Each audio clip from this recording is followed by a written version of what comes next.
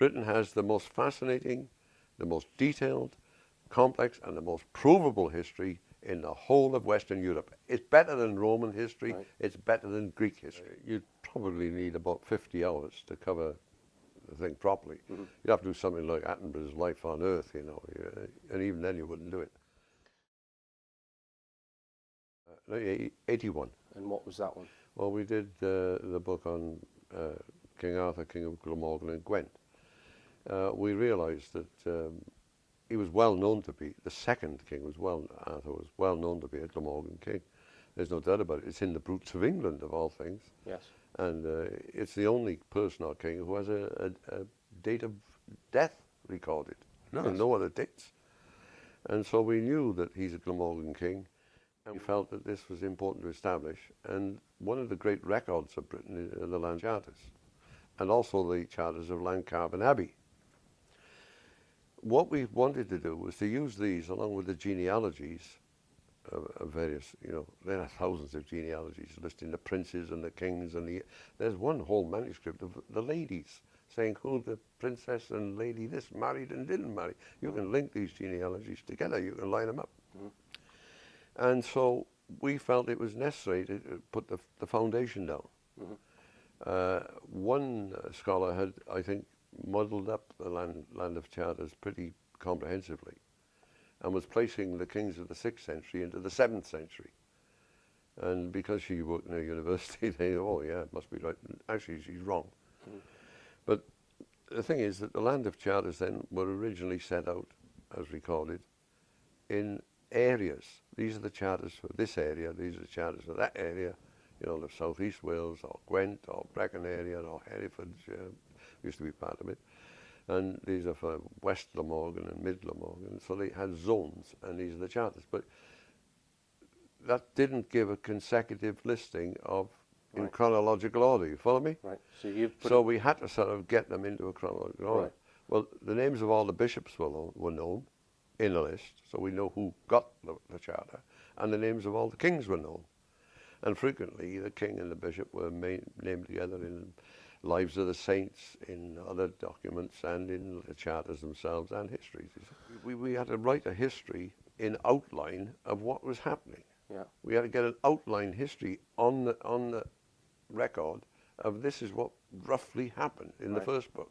Then the second book was the Charters of the Kings. We printed all the charters and all the lists, a major list, not all of them, but Lives of the Saints and Kings and so on, which give credence to the first book. Okay. Does that make sense? Yes. I got a bit muddled there. We decided that people will buy 20 books of a novel to one of a history, like, which is a bit stupid, but they do. Right. And we knew that this could be a good story for filming. Okay. And as a novel. And people like to read a novel more than they do history, you know. It's easier. We've done a day's work in the office or in the factory. You come home, you've been driving a taxi, you want to relax. We had one little illustration. We were invited to a party over in Penarth, and there was a lady there from Oxford University. And she was very dismissive of what we were doing, you know. What we're going to be. we're saying black, it's white. And so I left the books there, you see. Well, she was staying overnight at the assistant bank manager, always a friend, had invited us to this too. And she rang me up the next morning. She said, I took your Arthur the Walking, and I thought, well, it'll put me to sleep in 10 minutes. She said, I looked at the clock in the end. She said, it was 3:30 in the morning. She said, I couldn't put it down. Right. And the few people who have read it really like it. We could have made a hell of a film with this. It would have been really good for Britain and Wales in particular. Okay. There we are. That's why that was written. Obviously, we're not part of the gang in London. We didn't have the right accents. We don't live in little villages in Surrey and Kent and so on, and we don't have tweedy coats now. We're a bit different, right? So we know this. And we weren't going to get anywhere with London publishers. So we bought an old IBM compositor, which constantly made mistakes, because there weren't any computers now. And we got a lady who could work it, and we decided we'd make our own books. Well, this damn thing would only do A4 size pages. It wouldn't do any other size, so it had to be a big book. So we decided if we did a hardback book with solid covers, see, a paperback can be read, it falls apart, thrown aside. But you do a big, solid hardback book, that's going to last and hang around. Yeah. And we wanted what we were doing, because it's fundamental research, the first couple of books, you see. Right. We wanted to hang around, and they do. So it was all part of it. No, tell us about that one. We decided the university mob, as usual, they were saying 2 and 2 make 7, you know. Well, no, it doesn't. Maybe it makes 8 3/4, but they wouldn't have 2 and 2 making 4. And there was a lot of problems with Cardiff University, because they'd had a man with no qualifications in history, none in archaeology, as professor of archaeology, and he led Cardiff University on a idiotic wild goose chase, digging up Cadbury Hill in Somerset for 7 years, whereas Arthur's residence is in South Wales, in the Cardiff area. The point is, we were getting such flack from the academics, not flack discussing what we did. Much of it was directed at us. Right. In other words, you shoot the messenger. Yeah. You know, Yeah. and so we had backed off a bit, and we were doing research, but we backed off a bit. We had several people coming to us saying, "You must publish more. You must publish more," and that's why we did. Right. What we'd done, we'd also gone on with the cave, and we'd gone on with other things, and the discoveries were piling up, and the evidence was piling up. So we then decided, well, at the end, we decided the best thing to do is get this project out of Britain. You know, we were trying to get it out of Britain, because we knew about the Maddock expedition to America and this sort of thing. And there's a lot more evidence for it than people are willing to admit. You know, the research was starting to drift towards antecedents. Okay. We were moving away in this, well, this is what our ancestral trail is, to the Middle our East. ancestral records. Let's see if our ancestral records are correct. Let's get a foundation down. We've been building a house, but let's see if the foundation is solid, you know. And so we were going off in these other directions. Gilbert came to see us, and he was more than interested. He wanted to do a book with us. And so this is the mid-90s now. Right. And we're piling up the evidence all over the place, you know. The saga of what had gone on. I mean, if we had to give a lecture, we'd advise the people, like, you know, in Wales, we'd get some bouncers on the door. Right. And they had to have bouncers on the door. Really? Because the Glamorgan Archaeological Trust, who were pulling in millions of government grants, and it was going into pockets, right? They'd send their thugs along.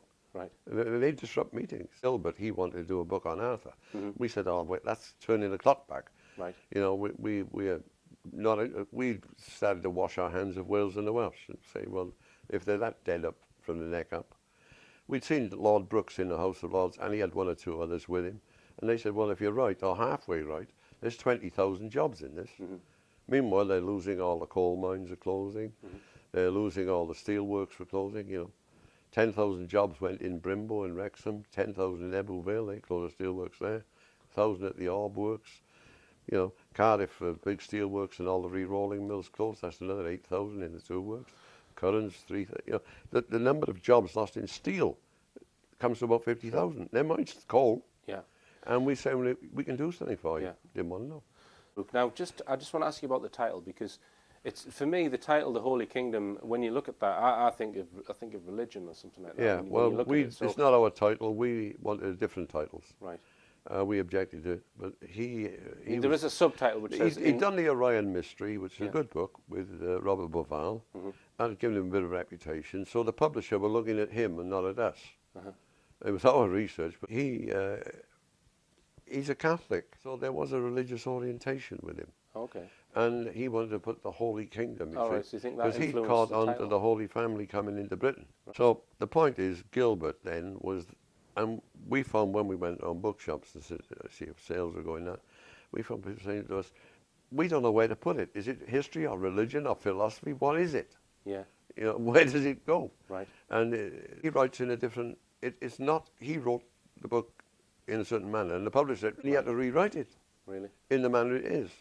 Right. And I don't think it's as good as his first effort, but Right. they've got this idea in their heads that we're all like, well, one gentleman thinks the Ark is in Ethiopia. He's got no evidence for it, how it would get to Ethiopia. Yeah. And Graham so he Hancock. writes about going up in the river and what a hotel was like in the country, and how he meets Ali the boatman who takes him across the pond, and Ali's father was a boatman, and his Yeah, I've heard it's it got all. nothing I've to heard it all, Alan. I've it's heard it got all. nothing to do with the Ark, right? Yeah. But we are more direct. They wanted this travelogue sort of thing.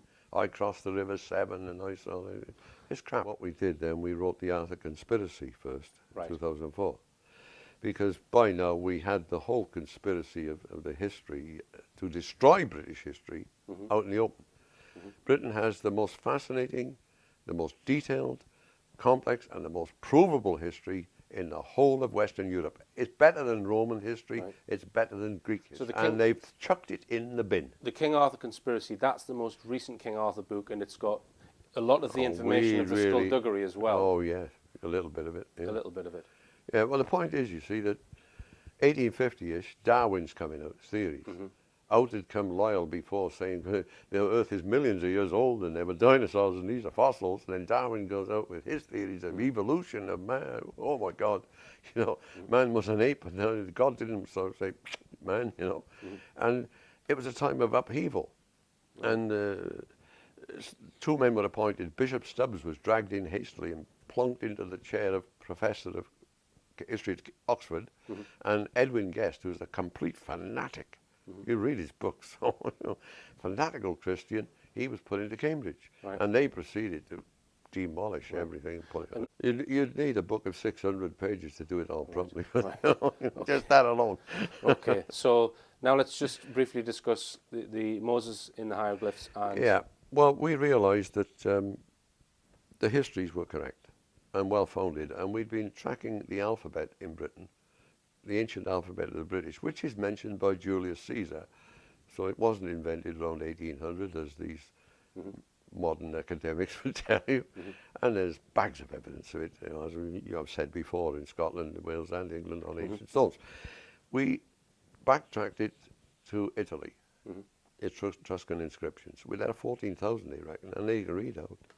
Then we found it was also in Rhodia, Switzerland. We backtracked it to the Aegean, we backtracked it into Turkey, Asia Minor, into Assyria, down into Palestine, and is actually in Egypt. So our ancestors came this way, we tracked them back that way. Yes. And we realized that Egyptian history, as a great many of researchers know, is in one heck of a mess. 5 archaeologists.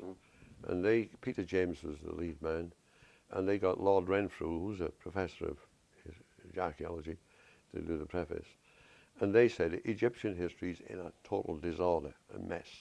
And therefore, by every war, every trade agreement, every anything between countries, intermarriages with royalty and that, they use Egypt as the yardstick. And that means all the countries all the way around the Mediterranean and the Middle East, they're all in chaos. Right. 500 years missing, 600 years missing, 400-year gaps, all this. They're in chaos. And the reason they're in chaos is that they're dating everything alongside Egypt. Yes, sure. Now, other people have gone, Velikovsky started into this years ago. And you'll find that there was a Swedish guy who was very, very good. My memory's going a bit, but he led around 1900 the short chronology group, and Petrie and others wanted a big, long chronology. Right. The first dynasty of Egypt starts 4,800 BC, and this guy, I think he was tall anyway, from Sweden, leading the other group, said, no, it's about 2000 BC. Right. So they split it, and they the usual academic stunt. They got in the middle and said 3,400, which is crap. Yeah, okay. So we realized this. All right. So you can't find Moses, and you can't find Jacob or Isaac or anything, or Abraham, chronologically in Palestine or in Egypt, because they're misdating all the archaeological finds. So Moses and the hieroglyphs tracks the Etruscan Tracks language. our alphabet all the way back, and we then are able to look at Egyptian history correctly, and we're able to find these patriarchs, and we are definitely the last people on earth who go looking for them. So so what you're saying is that the things that the experts believe that the dates in Egypt are for certain things that happened are not the same as in other civilizations. They don't match because they've So they misdated. alter the other civilizations to match Egypt, and they create huge gaps. Right, right. But the thing is, you see, the marvel of radiocarbon dating is now being dissected all shapes. They adopted a formula. Yeah. And they multiply by 100 and divide by Yeah, I've And heard you this say this then, before. That, you go from 600 BC to 1200 Yeah. BC, and Ramesses II, oh, look, he is Yeah. 1200, because they're using these, they're fudging, they're Yeah. cooking the books. Yeah. All right? That's the important point. Yeah. So after Moses and the hieroglyphs, you then wrote the discovery of the Ark of the Covenant. That's right. Right. Well, what has happened is that we realised that the Cymry, the Welsh, were very definitely the 10 tribes, a large section. Large section. All right? Numbers of them must have stayed in southern, southwestern Asia Minor, which is where St. Paul went to do his preaching with the 7 churches of that area, you know. So we knew that the 10 tribes had come into Britain. And we know, because these things were leading us off, you'd find doors and you went through them, you see. We weren't saying, oh, we'll write a book, oh, we'll research that. There were sort of clues emerging from these decipherments. And one door we went through was the Holy Family coming here in 33 AD. They're coming to ancient kinsmen. The 10 tribes are their ancient kinsmen.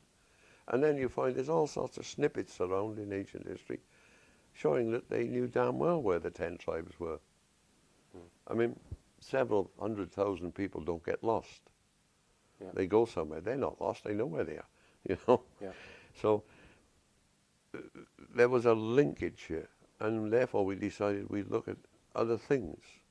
And we had Helen Britton being a member of the Holy Family. We had the Glamorgan Kings being the first Holy King family. They were the first Holy Family. Okay. So there's an intermarriage, and there are intermarriages stated in the ancient Welsh documents of the Holy Family members marrying members of the royal clan.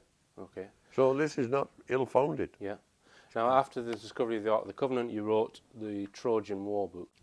Well, clearly we knew now that one of the big planks for throwing out British history was that we claim to be Trojans, and the English section is mainly the Trojan people, right? Yeah. We think so. But there are also some in Wales, and also Cymru in England. They didn't take defined areas so much. Right.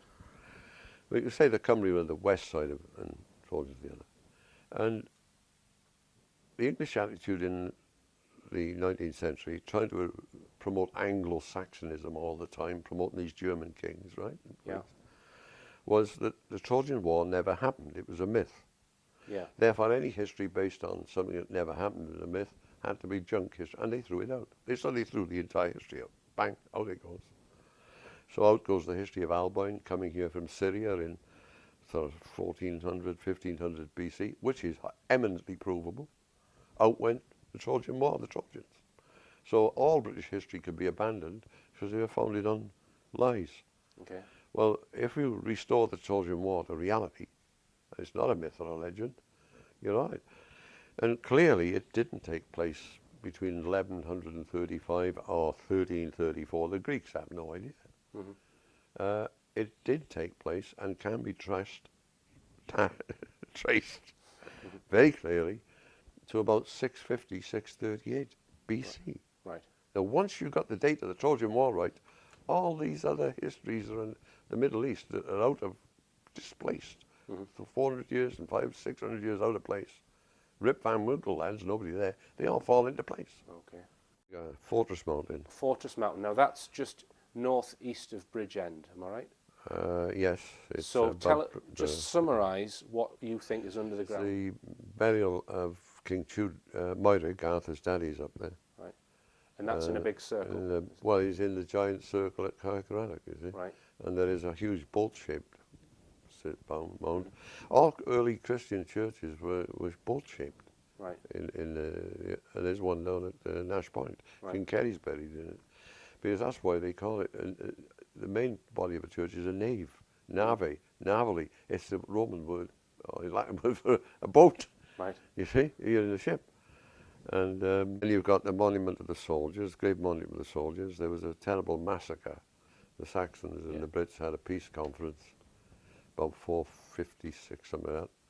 Saxons brought concealed weapons. Well, they would, wouldn't they? And when they'd be drunk too much beer, they massacred 383 British leaders at a peace conference. The English try and write that this was a battle up in the north of England, And the Welsh used to like get drunk before the battle, and they all got killed, which is complete fantasy. Right. It's a massacre at the peace conference. But nonetheless, that's there. There's St. Peter's Church, and there's a crypt under that church. All churches in Britain were named after the founder. That church goes back to the 1st century AD. You work it out. Now, you also claim that there are fortresses on the side of that mountain. Yes, there are. I mean, can you see There's remains the of that? ancient ironworks where they used to smelt their iron anciently up at the Millway, where they buried all these 383 dead nobles. There's a treasure site up there, a vast one, very big, where our man Alan Hassel, and we've seen it on film. Right. There are no end of bits and pieces up on that mountain. There are trees as the road. You go up the road to get up there, and there are a lot of trees you can't see to the side. You go mini forest. Right. But if you look on Google Earth, and everybody told us in the village, there's lots of ancient ruins under the ground. They're like streets of houses. You can see them sticking up under the ground. So there is a place there. Well, if that's Caercaradoc, there's the lost town of King Caradoc. Right. Well, that's Caercaradoc. The is a Right. town So you think King the town of He King wouldn't live up Caradoc- on the mountain 900 feet up in the wind. He'd live down on the Right. bottom where it's nice and So you- sheltered. So you think there's a town at the There bottom? is a buried town. A you buried know. town there. It is. There's no doubt about Right. it. With Major Llaniltyd Tell us what that is and where. Llaniltyd Vawr, the great, the church of the great Iltyd, who was the first cousin of King Arthur. But in the fields there, just to the north, about a mile north, there remains of a gigantic palace, about 4 acres of it, in an 11-acre site. I got the date wrong last time. They started excavating it around 1881, 1882. And anyway, they know that the walls that protrude through the earth are still 9 feet high below ground. They're about 3 feet thick. Mallory says that Camelot's in southeast Wales. He also says, the plain other records say it's white. There's loads of white marble scattered all over the field. Once that was destroyed, they had to go somewhere else. All right. So that was destroyed. In Arthur II's reign. Right. And then they took. Then they went up to north of Resi- Cardiff. Great palace at Lambeth Major is the Palace of the Kings. Right. Of course, Wales is a kingdom, not a principality. That's going to upset them. So too bad. For Cardiff is Caermelin, and Caermelin could be Camelot, obviously. That would have been then a major, it was the major royal residence, and it was in a cantref, like a little county there, which could never be taxed. Not even in Norman times, you couldn't tax that area.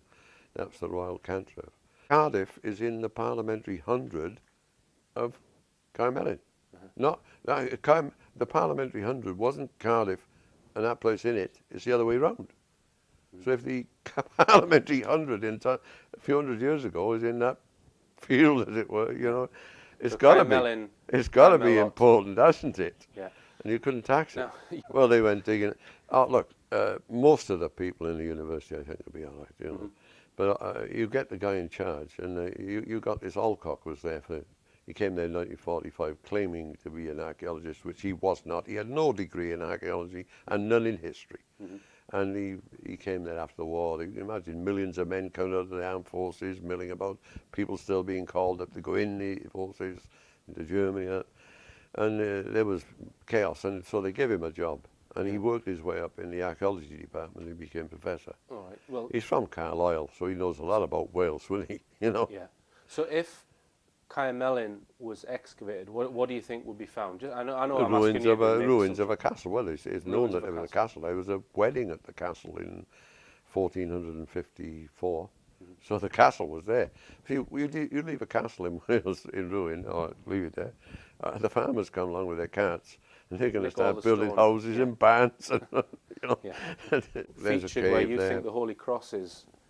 Well, so that's where. Just you don't have to tell us exactly. Well, it's where at it is. Nevern. Nevern. The point is that metal detectors can't lie. And if a metal detector identifies an object in the right place, of the right size, and it's non-ferrous metal, it's looking for a silver casket, then I think you've got a good chance. And you think you've located the burial site of Empress Helen. Oh yeah, a lot of evidence for that. Right, yeah. and where's that? That's again just south of Nevern. South of Nevern. Yeah. Right, and any other sites that you think need excavating in Well, you know, you could dig up all of this. We were friendly with a guy from the Rhondda, and he had a colleague down in West Wales, and there was some very bad scrubland. He was a farmer, so he fenced it off, and he put his goats in there. Well, a goat will eat anything. Right. It'll eat brambles and weeds, it'll eat anything. And they cleared the land, and there was the ruins of a big, huge villa, you see. Really? And we think that's where the princes, of a known line of princes, would have lived, you see. Yeah. So there's masses of places, battle sites. You know, you can find the Battle of Badenside, the Battle of Camlan, the Longbourth. You can find the grave of the prince who was killed in the Battle of Longbourth. And there are so many sites. There's the grave of the sons of Arthur, killed in the war with the Vandals, well known, and kept in good nick. So, yeah, look, there are so many sites. Look, up in Mid Wales, they found the burial of a major prince or king. Traditionally, is wearing golden shirt or golden cloak. They dug it up about 1850, and it's in the British Museum. It's one of their great treasures. Why it's in England, I don't know. Well, there's another one on the borders where there's a guy buried wearing a golden cloak shirt. Now, we've been there. There's a huge mound there. They're trying to say it's an old Saxon saint. Saxon minor saints were poverty-stricken, and he didn't wear golden. You know, right. We know it's the grandson of Arthur II, right? Who was Gwaednoth, mighty in blood, and he's known to the English as Caswallon, meaning viceroy. Anyway. Okay, Alan. Well, but there's loads of sites. Well, they should be excavating all of them, because all we're saying is, there's the spot, dig a hole. Yeah. We can literally, because of, look, you know that after the war there were lots of millions of shells unexploded in the land in Germany, hundreds and even thousands of bombs from the Russians and us bombing hell out of Germany, and they were deep down, and an awful lot were unexploded. Most did go off, but we dropped so many of them. And so the Germans had a problem with something 20, 30 feet down, 500-pound bomb or even 1,000 pound. And they had to develop deep reading metal detectors, which are very, very good. And that's what you can use. So there's no question about these artifacts being there. It's not up for grabs. Right. It's not up for question. Well, you know, Professor John Collis of Sheffield, independent of us, he spoke at the conference in Cardiff, and he said, look, there are no Celts in Britain, there never were. See, nobody thought the British, in the sense of the Welsh, the Scots, the Irish, were Celtic before 1714. The arrival of the Hanoverians. You've got to give them, if you destroy somebody's history, you've got to give them a new identity. Yeah. And they're Celts. The Welsh are not Celts, neither are the Scots, and I don't think the Irish. It's a complete diversion. Right. It's camouflage. He was hammered by his, all the archaeologists went bananas, you know. Right. Archaeologists are not historians. Then we had, before that, independent of us, Dr. Victor Klube of Oxford, who's an astrophysicist, and he said, look, a comet must have struck Britain around, you know, the middle of the 6th century. Perfectly correct. Comet destroyed much of Britain and Ireland. And he then got flack from everybody, you know. And so the few who... Professor Michael Bailey was luckier later. He came up with dendrochronology, and he said all the forests of Britain and Ireland were destroyed in the mid-6th century by ash from a Krakatoa volcano in the Pacific. Yeah. And we wrote and said, look, it's not ash from the Pacific, specifically destroying forests in Britain and Ireland, nowhere else. It's the comet. He then changed his mind and he said, yes, it's a comet. Right. No, the comet figures hugely in our histories. Oh. Devastates the Arthurian. We did everything we could to get this project out of Britain. We went to America. Thought we'd transfer the entire attention there because of Arthur II and his brother Maddox going to America. Right. And so we've tried to get things out that way, out of Britain, the backtrack into the Middle East, and out into we've tried everything to get out of Britain. You know, yeah. I mean, I was privileged enough to be asked to do the Bemis lecture, which is an annual lecture in Cambridge, just outside Boston. And after the lecture, I had a guy come up to me, and he was well dressed in his English type, you know.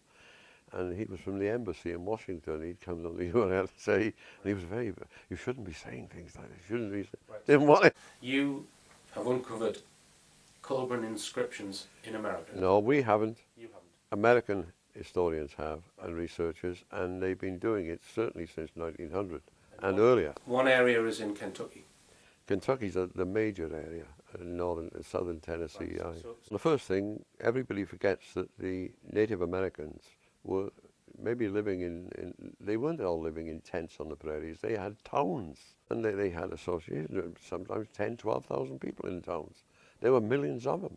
And these were not as the primitive people that people often are led to believe. And they had histories. No, the Delaware had a history, and others. Two of these histories were then, they wrote them on sticks. Well, the Welsh used to write on sticks, you know that? Colburn is written on sticks, that's a straight stroke alphabet.